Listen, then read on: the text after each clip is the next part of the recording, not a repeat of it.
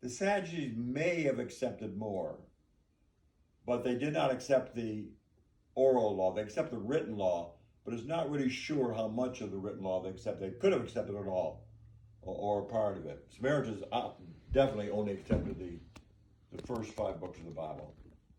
And then the Pharisees accepted the first 5 books, all the rest of the books of the Old Testament, and they accepted the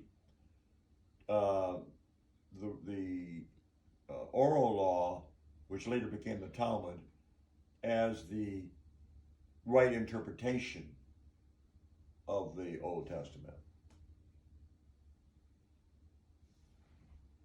Of course, that was made up of the Mishnah and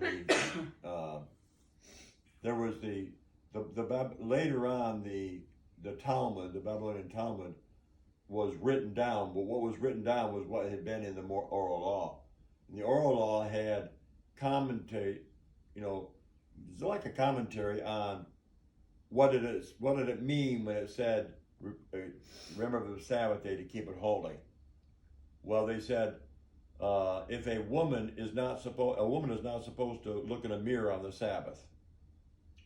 Why? Because if she looks in the mirror on the Sabbath, what will she see? She'll see her hair's out of place. So what will she do? She'll get a brush and she'll comb her hair. That's work. So to keep you from breaking the law by brushing your hair on the Sabbath, then a woman shouldn't look in the mirror on the Sabbath.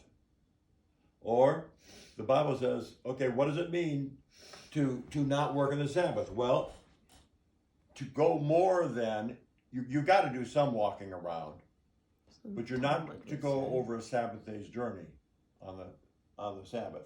You could walk all day long as you keep within a circle that's no more than a Sabbath day's journey around. That's why when Jesus goes from Bethany over into Jerusalem, it's a Sabbath day's journey. So he didn't break the law, even the oral law, doing that. But it mentions that it's a Sabbath day's journey in that. But what would they do? But if you have to go on a long journey, what are you going to do? Well, you had a way out of it. You would take, and you would, the day before you had to go on the journey, you or your servant would take food a Sabbath day's journey away and hide it. Then when you get up that morning and you walk up, you come about, oh, look at this food. That's my food. Where do you eat? At home.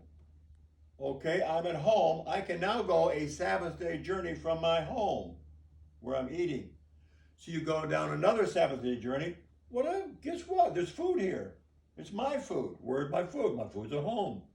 I can now go. So that's why Jesus said, by your oral laws, you break the real law.